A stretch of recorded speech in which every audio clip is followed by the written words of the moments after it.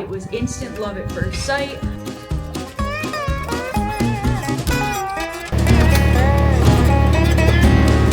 While the sun is shining, I love Florida. This is L-I-V-I-N. Let's go, amigos. I got my Alani, my little jacket, and let's go. Tonight, there is an unboxing. I'm gonna go head out to the barn. We're gonna go do some farming. I'm gonna film a Q&A and a story time. This is Clint. Say hi, Clint. Clint, you so handsome. Clint's so handsome. He's real good at his job. Alrighty, let's get these doors opening. Here on this YouTube channel, you're going to be seeing a lot of farming, real life stuff. I did not grow up a farmer, but I feel I was born to do this.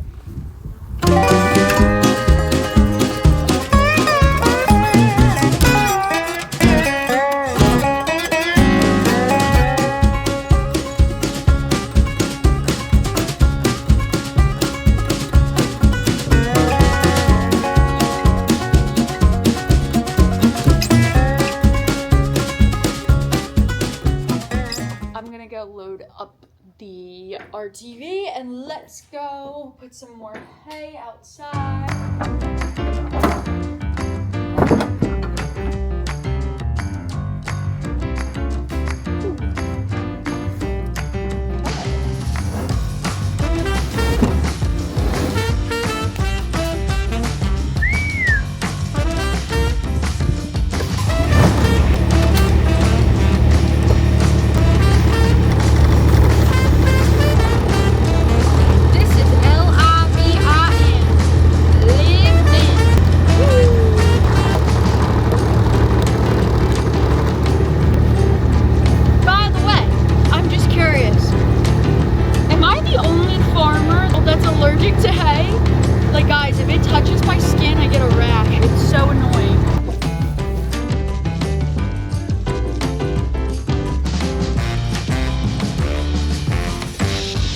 Do you guys hear that?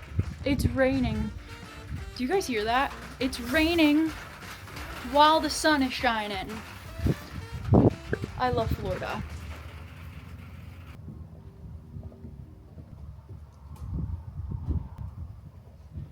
Today we are in my new barn. This is Oz. Today we're going to be doing a little bit of a Q&A and a story time because I have not formally introduced you. How did I get into horses? I was not born into horses. I've wanted one pretty much my entire life. I've wanted to do lessons really bad.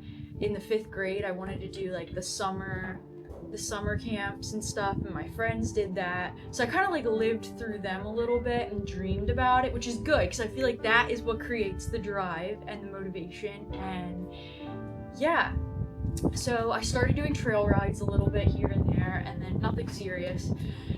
And when I was 14, I decided I want to live and breathe horses. So I decided to get a job.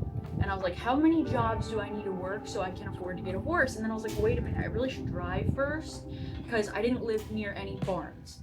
So I ended up working at a barn when I was 16. And the deal was I clean up at the barn in exchange for lessons, which did not happen. I think I had one lesson. Therefore, I am now 18. Today I moved 18. I moved out. I moved to Florida, which is where I still currently am. And not too much longer, about 20 years old, I finally could afford to start doing lessons. I had the time, the money, and it was a dream. So I did them for a year. I did dressage, and I love it. Classical dressage, preferably. That is my thing. I love it. He is not a dressage horse, so you're probably wondering how the heck did I even get him. We're gonna get to that story. So, I actually got Oz a year after I did lessons. My favorite trainer in the whole wide world, she moved away, far, far away. So unfortunately, I didn't have a trainer and I didn't have anybody to do lessons with. So I figured, you know what? I'm ready to get a horse. horse. So he's the first horse I saw.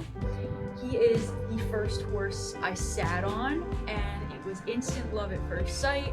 I did not know anything about buying a horse, nor did I really have any friends that were super into it in my adult years. So, let's just say it's been a journey. I've learned that, let's just say not all horse people in the industry are good. It is so sad to say that, but I have learned that you can't just go to a barn and do lessons and trust that it's gonna be correct. I got very, very lucky in the beginning with this incredible trainer, but it turns out they're all not like that. You can't just call up a barn and be like, hey, let's do lessons, because a lot of their practices are not best for the horse.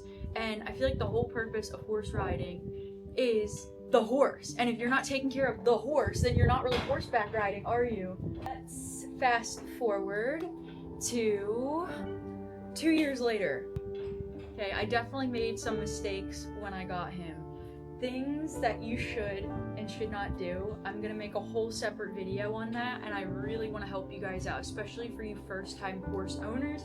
It's so crazy. I have some of you guys in my DMs asking like what they should look for when buying a horse. Honestly, I feel like there is no expert in this world. There are people that have been doing this 50, 60, 70 years, their whole life, born into this. And I feel like you just still don't know. You're always learning with horses. I actually got Oz as a jumper.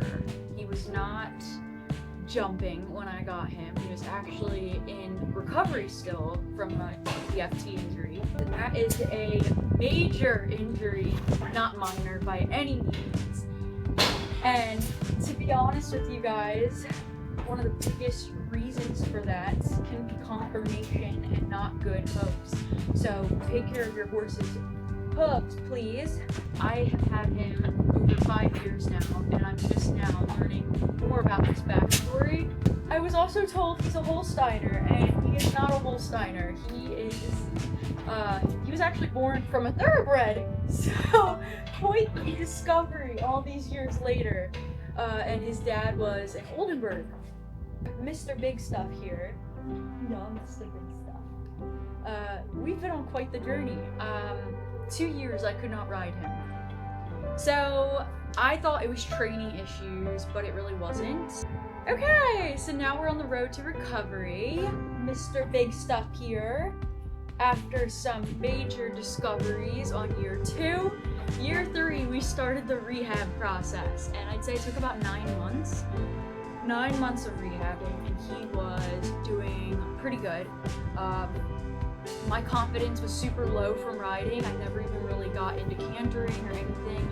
If I can recommend one thing for you guys watching, do a PPE, get your own vet, sit down, think about it, don't rush into things, try several horses so you can figure out what you like, what you don't like. And there's really no rush. I know a lot of people like lease before they buy. I have not done that, but that may be a good idea to see if the horse is gonna stay sound, and if you guys are a match, is that horse gonna help you grow? Whereas I feel like with Oz, I didn't grow as fast as I thought I was gonna grow. It was definitely a long pause. I'm going into year 4 with Oz. This was probably the first year I had him, and we were actually riding consistently, like 3 times per week. I had him to the point where he could actually be on the pasture full time, took the shoes off, went natural, and that really worked for him. That year, we did no cantering. It was just walk, trot, walk, trot, walk, trot. And then we got to year 5.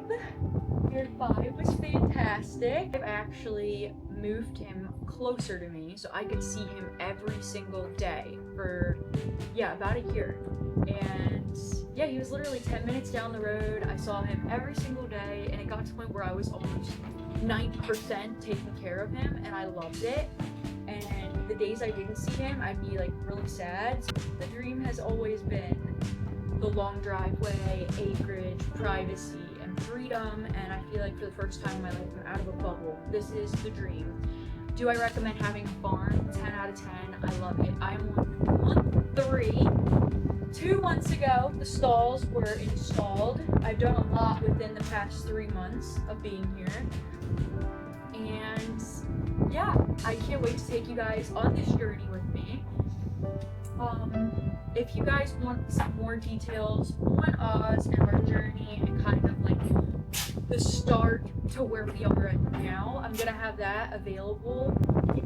And yeah, in the future, I might start a members here on YouTube and get this more from, and we could start doing some lives, because I practically live in the barn. If I'm not at the barn, I'm not happy. So that's as far as my future goals with the farm and with Oz. We do have goals. We have never shown. Do I want to show? Maybe one day. We'll see if we ever get there. I am totally open to getting another horse. I'm also open to boarding. To, of course, the right people that would work for Oz. I did get him a buddy. So now we have a miniature pony, Pee-wee, who's also in the stall with him right now. I hope you guys enjoyed this little catch-up. So yeah. Okay, guys. I hope you have an amazing day. Ozzy! Ozzy! I hope you guys have an amazing day. Thank you so much for watching, and stay tuned for more content.